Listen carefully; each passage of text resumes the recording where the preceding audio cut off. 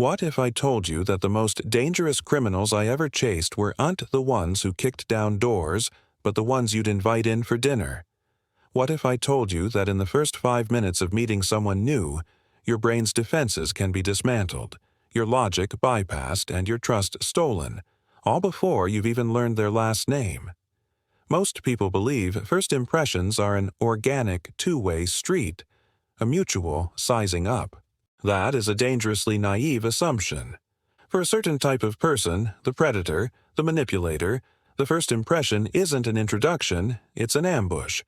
It is a meticulously engineered, psychologically devastating weapon designed for one purpose: to bypass your rational mind and hook you directly through your emotions. They have studied you, or people like you, their entire lives. They know which buttons to push, which levers to pull. They aren't just making conversation, they're running a diagnostic on your insecurities, your desires, and your deepest needs. Let me tell you about a man we'll call Silas. He wasn't much to look at, middle-aged, a bit soft in the middle, wore cheap suits, but in a period of 5 years he relieved 36 wealthy widows of their entire life savings. His method was flawless, and it always began the same way. Take Margaret, one of his last victims. Silas didn't just bump into her at the grocery store. He studied her for weeks. He learned she volunteered at an animal shelter. He learned her late husband had loved sailing.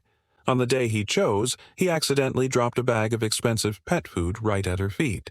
In the ensuing apology, he mentioned how he was trying to find the right brand for the cat he'd just adopted, a stray he found near the marina. Boom. In less than 30 seconds, he wasn't a stranger. He was a fellow animal lover tinged with the noble ghost of her husband's memory. He didn't ask for her number. He just lamented that he was new in town and didn't know anyone. Margaret, a kind woman, offered him hers. The hook was set. This is the halo effect in action, weaponized. It's a cognitive shortcut our brains take. When we see one positive quality, in Silas's case, kindness to animals and a shared interest, our brain projects that light onto their entire character.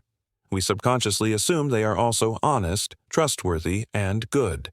Manipulators don't hope this happens, they force it to happen. They identify the halo you're most likely to respond to and wear it like a costume. Think about a job interview where the candidate has researched you on LinkedIn and mirrors your exact phrasing about synergistic growth. Or a first date who, by some miracle, loves the same obscure foreign films and backpacking destinations you do. It feels like kismet, like destiny. It's often just good research. The first 5 minutes are their proving ground. They are auditioning for the role of trusted person in your life, and they have come with a script. Your script. So, I'll ask you this before we go on. Have you ever met someone who seemed almost too good to be true right from the start? What was the one thing they did or said that instantly made you lower your guard and think, "This person gets me"? Hold that memory. We're going to need it. Once the beachhead of a first impression is established, the manipulator deploys their heavy artillery. We're not talking about subtle influence here, we're talking about overwhelming psychological force. The two most common tactics you'll face are what I call the flash flood and the echo chamber, love bombing and mirroring. Love bombing is exactly what it sounds like. A torrential downpour of affection, praise, and attention that is so intense it's disorienting. It's not a slow drizzle of compliments, it's a Category 5 hurricane of adoration. Its purpose is to make you feel like the most special, understood, and cherished person on earth, and to do it so quickly that you become addicted to the feeling before you have time to question the source. I saw this perfected in the case of a cult leader, a man who called himself Brother John. New recruits weren't just welcomed, they were celebrated. In their first few hours, they'd be surrounded, told how their arrival had been prophesied, how their inner light was so uniquely brilliant. John would sit with them, his eyes locked on theirs, and tell them he saw a potential in them that the cruel, blind world had always overlooked. These were often lonely, searching people, and in a single afternoon, they went from feeling invisible to feeling like the chosen one. The love bombing was so absolute, it created an us versus them reality. Inside the compound was this intoxicating warmth. Outside was the cold, unseeing world that had hurt them. Why would they ever want to leave? The practical, everyday example is less dramatic, but just as potent. It's the person who, after one date, is texting you good morning and good night, calling you their soulmate, telling you they've never felt this way before. They flood your senses. The intensity is meant to be mistaken for passion, but it's really a form of psychological shock and awe.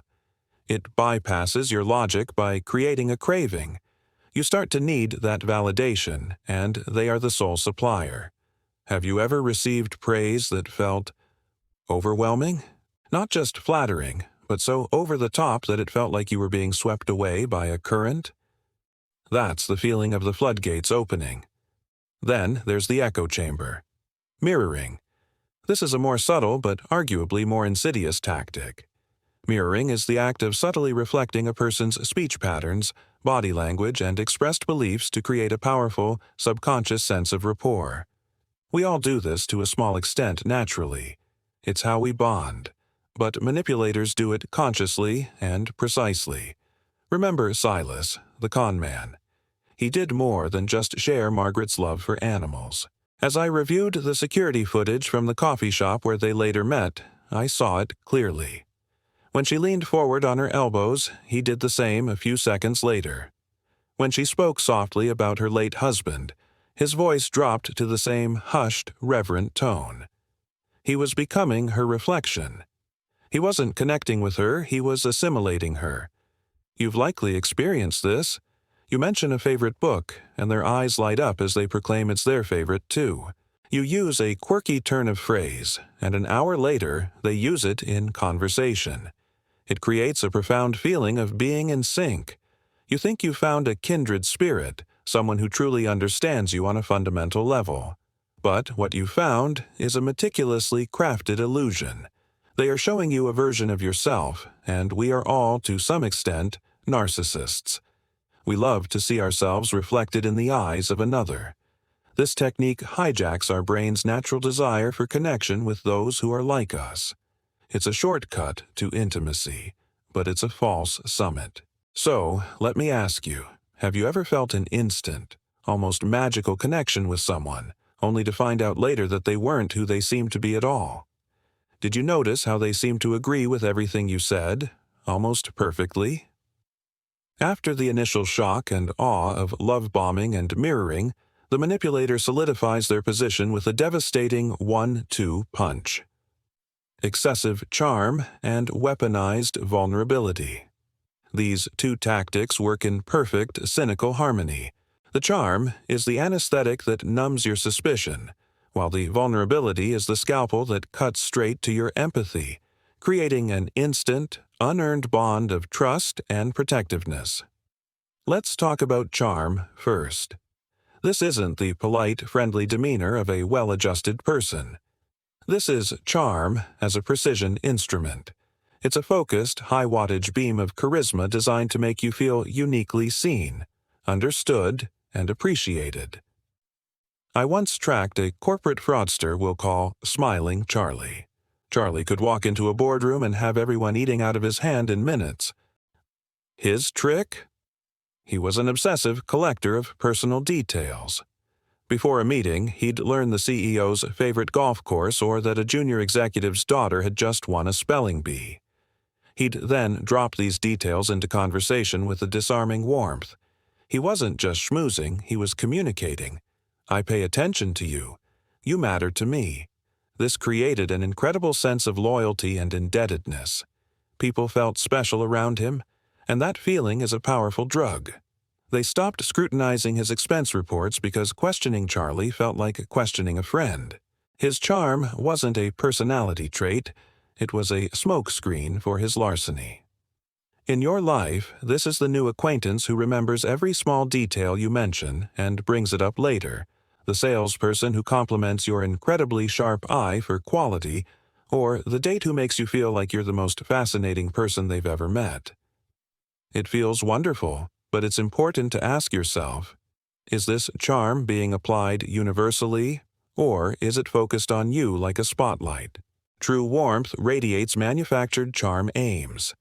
Pay attention to how they treat the waiter, the parking attendant, or the janitor.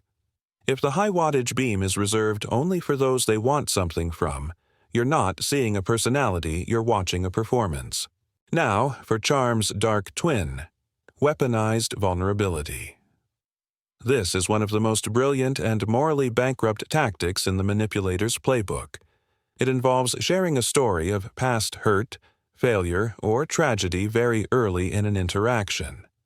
A normal person reserves such confessions for trusted friends, earning the intimacy over time. A manipulator uses it as a trust accelerant. They offer you a seemingly raw and honest piece of themselves, which triggers your natural impulse to comfort, protect, and trust them in return. I dealt with a fascinating case of a woman, let's call her Penelope, who managed to talk her way into a sensitive position at a tech firm she was planning to defraud.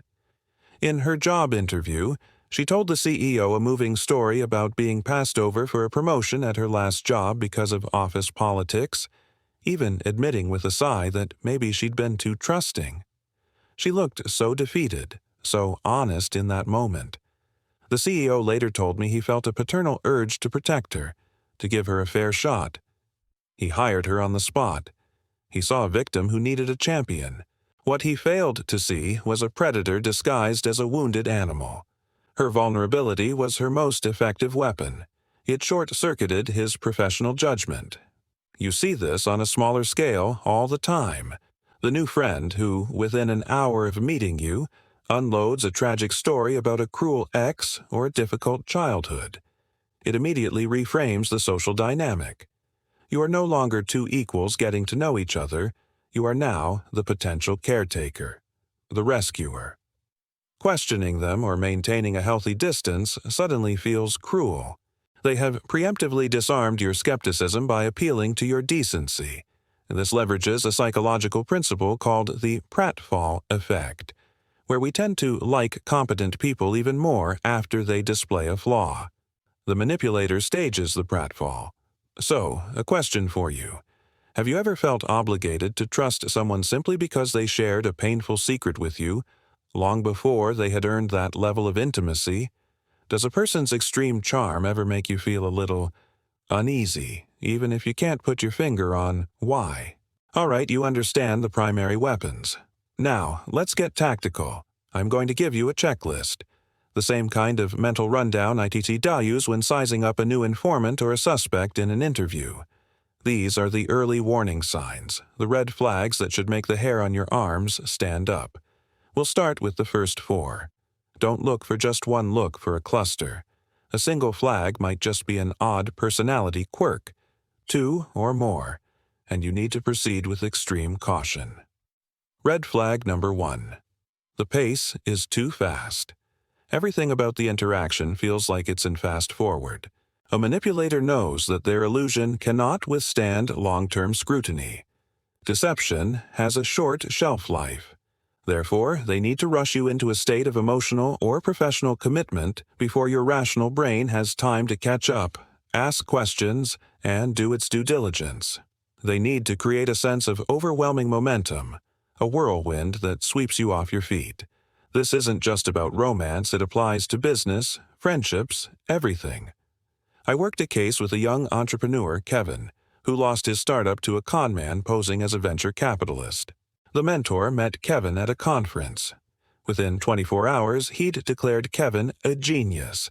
Within a week, he was his protege, sharing secret market insights.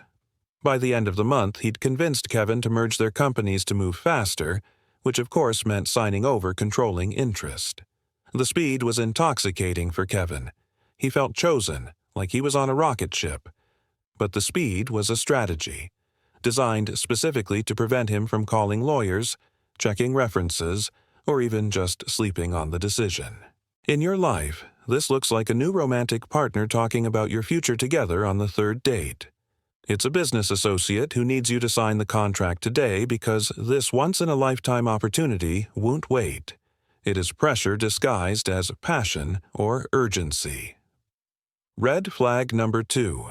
The stories are full of small leaks. Liars have a difficult job.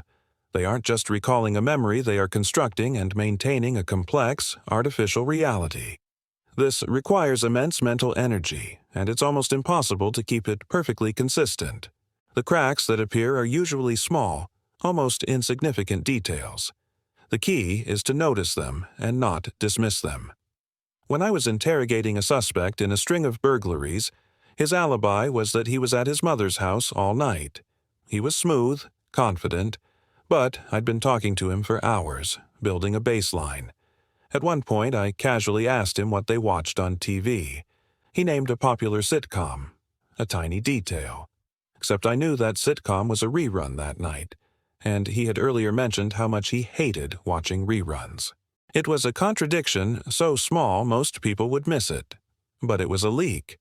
It told me his story was fabricated. It wasn't the detail itself that mattered, it was the inconsistency. In a conversation, listen for these. Does their story about why they left their last job change slightly each time they tell it? Does the timeline of their university years seem fuzzy or contradictory? Don't confront them. Just log it away. Inconsistencies are the footprints of a lie. Red flag number 3. They subtly isolate you. This is a critical one.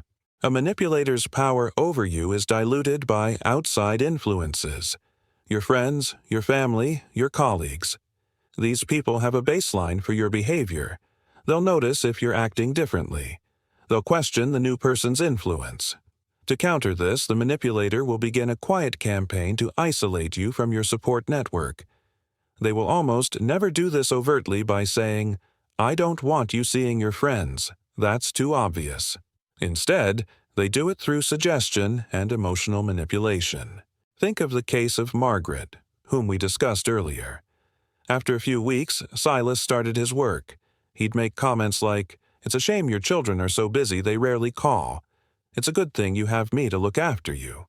He was framing her support system as neglectful and himself as her sole protector. He'd arrange a wonderful surprise dinner on the same night she was supposed to see her best friend, making her feel guilty for even considering leaving. He wasn't building a wall, he was planting a garden of beautiful, thorny roses around her, making it painful and unattractive to leave his company. Is your new friend or partner constantly making you feel like it's us against the world? Do they subtly criticize your oldest friends or make you feel guilty for spending time with your family? Isolation is the soil where manipulation grows best. Red flag number 4. They test your boundaries, early and often. A boundary is a rule of engagement you set for how others can treat you. Healthy people respect them. Manipulators see them as a challenge, a fence to be tested for weaknesses. They will start with small, almost trivial tests. They'll show up 5 minutes late, then 10. They'll borrow a small amount of money and be just a little slow to pay it back. They might give you an unsolicited shoulder rub or stand just a little too close when they talk to you. Each of these is a probe. They are not asking, "What are your boundaries?" They are finding out, "Do you have the strength to enforce your boundaries?" Every time you let a small transgression slide, because you don't want to seem rude or difficult, you are teaching them that your boundaries are flexible. You are giving them a roadmap for future, larger violations. An informant I used to handle was a master at this. He would constantly ask for small favors that were just slightly against protocol. He wanted to see what I'd let him get away with. It was a constant power struggle disguised as minor requests. Think about your interactions. Does this person consistently push for a little more than you're comfortable with? Do you find yourself making small concessions you wouldn't normally make, just to keep the peace? Let's continue with our checklist. You're watching the pace, listening for leaks, guarding against isolation, and holding your boundaries. Now, we add the next layer of surveillance. These next 4 flags are about observing their character and how they react under pressure. This is where the mask often slips, even if just for a second. Red flag number 5. They react disproportionately to the word no. For a healthy individual, No is simply a piece of information. It might be disappointing, but it's respected. For a narcissist or a manipulator, no is a profound personal insult. It is a challenge to their control and their perceived superiority. Their reaction to this simple, one-syllable word is one of the most reliable litmus tests of character you will ever find. I once consulted on a corporate case involving a CEO, we'll call him Mr. Thorne, who was a textbook corporate psychopath. To his board and clients, he was the epitome of charm and competence. His employees, however, lived in fear. I interviewed his former assistant, and she told me the moment she knew she had to leave. Thorne had asked her to cancel her family vacation with 2 days' notice to work on a non-urgent presentation. She politely but firmly said, "No, I can't do that." She said the change was terrifying. The smile vanished. His eyes went flat and cold. He didn't yell or threaten her directly. He just said, very quietly, "I see. I must have overestimated your commitment to this team." For the next 2 weeks, he systematically humiliated her in small ways, excluding her from meetings and sabotaging her work. A simple, reasonable no had revealed the predator beneath the suit. Pay close attention. What happens when you can't meet them for dinner? When you say you're not ready for a certain level of intimacy? Do they get sulky? Do they guilt-trip you? Do they lash out? Their reaction to no tells you everything you need to know about their respect for you as a separate, autonomous human being. Red flag number 6. Their past is a graveyard of crazy exes and incompetent bosses. As you get to know someone, listen carefully to how they talk about their past. Everyone has a few stories of relationships that ended badly or jobs that weren't a good fit. But for a true manipulator, their history is a long, tragic opera in which they are the sole, blameless victim. Every romantic partner they've ever had was crazy, unstable, or a liar. Every boss they've ever worked for was an idiot, jealous, or out to get them. There is never, ever a moment of self-reflection. They never say, I really mishandled that situation, or I can see my part in why that relationship failed. This is a giant, flashing red light. A person who takes no responsibility for their past is incapable of changing their future behavior. They live in a world where nothing is ever their fault, which gives them a permanent license to behave as they please. They are telling you, in no uncertain terms, that if and when things go wrong between you two, you will be the one cast in the role of the crazy one or the incompetent one. You are simply auditioning to be the next villain in their perpetual victim story. It's a reliable pattern. During one investigation, I was building a profile on a con artist, and I interviewed 3 of his former victims independently. It was chilling. He had told each of them the exact same story about the psycho ex-wife who had ruined him financially. He was just recycling the script. Red flag number 7. The conversation is an interrogation in disguise. Pay attention to the flow of information. After you've spent an hour with a new person, do a quick audit. How much do they know about you? Your job, your family, your hopes, your fears, your insecurities? And how much do you truly know about them? A master manipulator is an expert data miner. The conversation will feel warm, engaging, and incredibly validating because it will be focused almost entirely on you. They will ask probing questions, listen with rapt attention, and make you feel deeply understood. But it's an illusion of reciprocity. I worked with an intelligence agent once who was trying to uncover a mole in her department. The suspect, Lena, was beloved by everyone. Why? Because she was a fantastic listener. She knew everyone's story. But when I instructed the agent to review her interactions, she realized she knew almost nothing personal about Lena. Her answers about her own life were always brief, generic, and skillfully pivoted the conversation right back to the other person. She was a black hole for information. You should leave a conversation feeling like you're on a level playing field. If you walk away feeling like you've just been thoroughly and pleasantly cross-examined, you need to be suspicious. You may not have been having a conversation, you may have been providing ammunition. Red flag number 8. Your gut is screaming. This is the least scientific but often the most important sign. You just feel off. There's a sense of performance. Their emotions seem a little too perfect. Their compliments a little too polished. It doesn't feel like you're interacting with a real, messy human being. It feels like you're watching a very good actor read from a script. We are social animals who have been evolving for millions of years to detect subtle social cues. Your intuition, that gut feeling, is a highly sophisticated pattern recognition machine running on subconscious data. It's picking up on micro-expressions, slight hesitations, and a lack of congruence between their words and their body language that your conscious mind may not have processed yet. Do not ignore that feeling. In my line of work, ignoring your gut is a fatal mistake. Your intuition is your frontline defense. If it's telling you something is wrong, listen to it. Even if you can't explain it logically, that feeling is valuable intelligence. Now, I want to share a couple of principles from my old detective's playbook. These aren't on any standard psychological checklist, but they are incredibly effective for unmasking a manipulator in the wild. I call them the audience test and the cost of admission.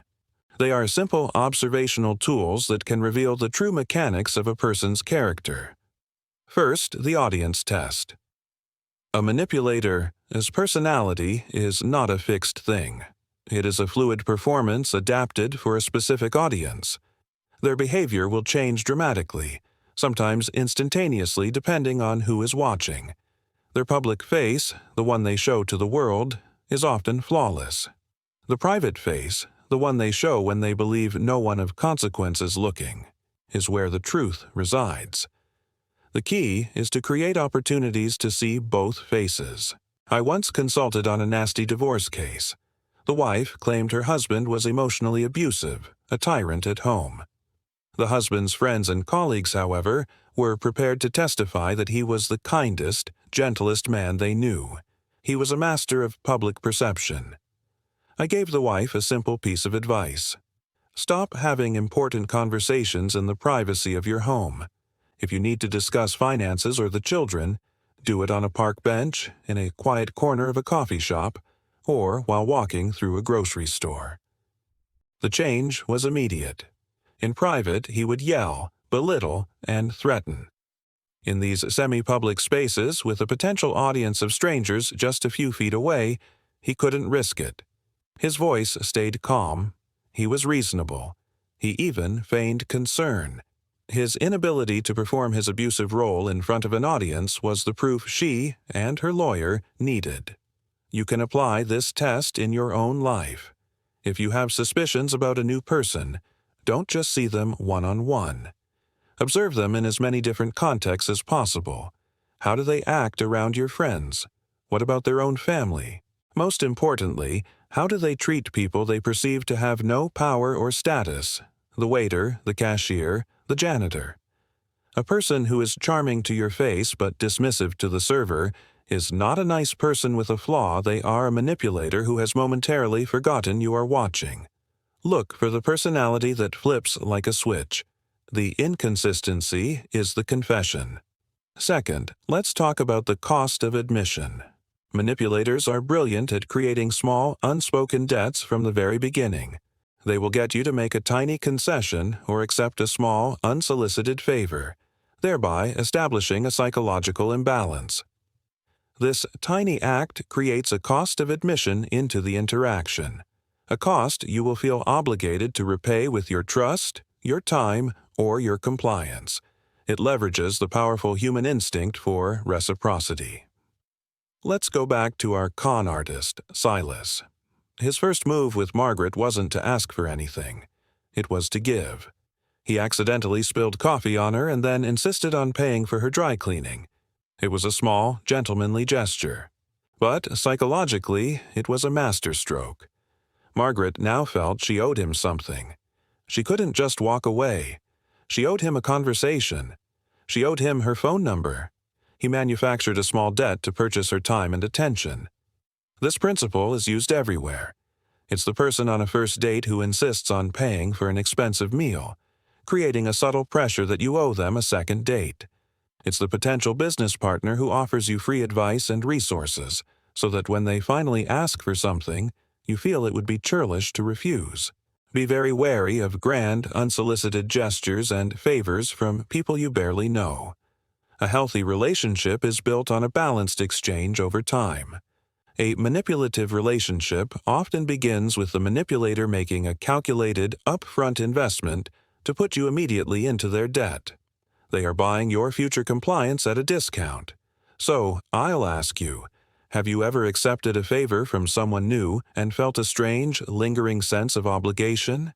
That feeling wasn't an accident. It was the price tag. So, you've seen the tactics, you've got the checklist, but you might still be asking yourself a fundamental question. Why does this work so well? Why do smart, cautious, experienced people fall for these tricks time and time again? The answer isn't that you're foolish or weak. The answer is that these techniques are not designed to convince your logical mind. They are designed to bypass it entirely and stage a hostile takeover of your brain as emotional command center. This phenomenon is often called an amygdala hijack. Let me break it down in simple terms. Think of your brain as having two security guards standing at the main gate of your mind. The first guard is your prefrontal cortex. He's the older, wiser, more methodical one. He's slow, deliberate, and he likes to check credentials. He asks questions, reviews the evidence, and thinks about long-term consequences. He's your rational mind. The second guard is your amygdala. He's the young, impulsive, highly emotional one. He doesn't read paperwork. He operates on instinct, on gut feelings. He's responsible for your fight-or-flight response. When he sees something that triggers a strong emotion, fear, excitement, attraction, he doesn't wait for his partner. He either slams the gate shut or throws it wide open right then and there. A manipulator is an expert at appealing directly to that second guard, the amygdala. The flash flood of love bombing, the intoxicating feeling of being mirrored, the heart-wrenching sob story, these are all high-emotion grenades lobbed directly at your amygdala. The amygdala registers this sudden, overwhelming flood of positive feelings and screams, "Friend, this is a massive opportunity. Open the gates. Let them in." It throws the gates of trust and acceptance wide open before the slow, plodding prefrontal cortex even has a chance to pick up his clipboard and ask, "Hold on, who is this person really?" That's the hijack. Your emotional brain seizes control from your rational brain. For a short period, your judgment is offline, replaced by pure feeling. I've seen this happen in the interrogation room, plain as day. You have a suspect. The evidence is piled high against him. His lies are collapsing. His logical brain, his prefrontal cortex, knows he's trapped. So, what does he do? He attempts an amygdala hijack on the detective. He'll start to cry. He'll talk about his sick mother or his children, who will have no one if he goes to prison. He's not trying to present a logical defense anymore. He's making a direct, powerful emotional appeal. I've seen young detectives get flustered by this. Their own amygdalas respond. They feel a surge of pity. Their professional demeanor softens. Their tough questions stop. That's the hijack in progress. My job was often to recognize it and call for a 5-minute break, just to give everyone's prefrontal cortex a chance to come back online and regain control. You've experienced this in your own life. That feeling of being swept off your feet is a perfect description of an amygdala hijack. It's thrilling, it's romantic, but it's also a state of temporarily suspended judgment. It's the same brain mechanism that drives impulse purchases. You see a beautiful, expensive coat. Your amygdala fires up with desire, excitement, the thrill of the new. It screams, "Buy it. You deserve it. It will make you happy." It hijacks your brain long enough for you to swipe your credit card, overriding the quiet, logical voice of your prefrontal cortex whispering about your budget and your credit card bill. So, can you recall a time when you made a big decision based on a wave of pure emotion, only to look back later and think, "What was I thinking?" That's the feeling of the hijack wearing off. The first step to preventing it is knowing that it's a real, biological process. It is not a character flaw, it is a feature of your brain, wiring that can be exploited. We've dissected the predator's playbook. You now know the signs, the psychology, and the neurology of the trap. But knowledge is only half the battle.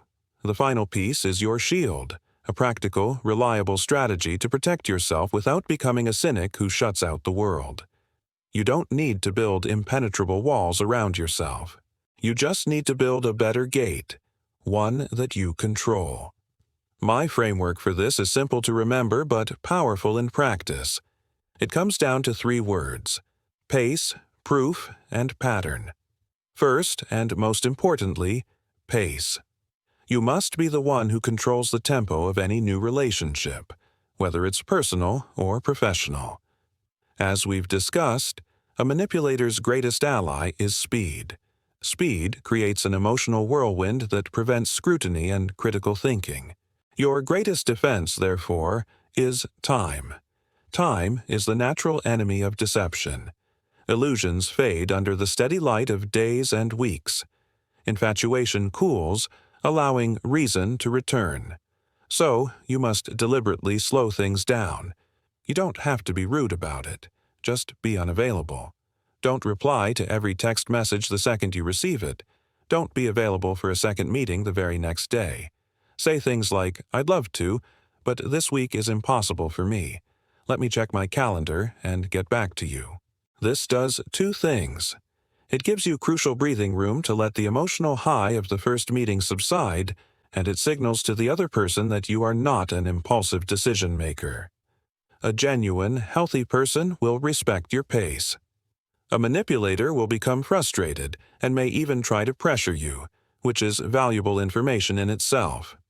Second is proof. The old saying is trust, but verify. I prefer listen to their words, but trust only their actions. Words are cheap, plentiful, and easily manufactured. A manipulator's words will paint a masterpiece of the person they want you to think they are. Their actions, over time, will reveal the truth. Don't base your trust on what they say they are. Base it on what they consistently do. Do they say they're reliable? Well, do they show up on time for your meetings? Do they say they're generous? Watch how they treat the delivery guy or if they donate to causes they claim to care about. Do they say they value your opinion? See how they react when you disagree with them. You are a detective in your own life. You are collecting evidence. Congruence between words and actions over a meaningful period of time is the only proof of character that matters. Finally, you must learn to recognize a pattern. Anyone can make a mistake. A single red flag might be an off day, a misunderstanding, or a simple character flaw. It's easy to explain away a single incident. The manipulator counts on this. They rely on your ability to forgive and forget each transgression in isolation. Your job is to stop looking at incidents and start looking for a pattern. Keep a mental log. Okay, last week they were late and didn't call. This week they borrowed $20 and forgot to pay it back. Today, they subtly criticized my best friend. Viewed separately, each is a minor issue.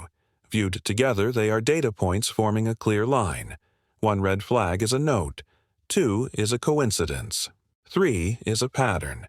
Once you see the pattern of disrespect, of boundary pushing, of subtle manipulation, you can no longer dismiss it.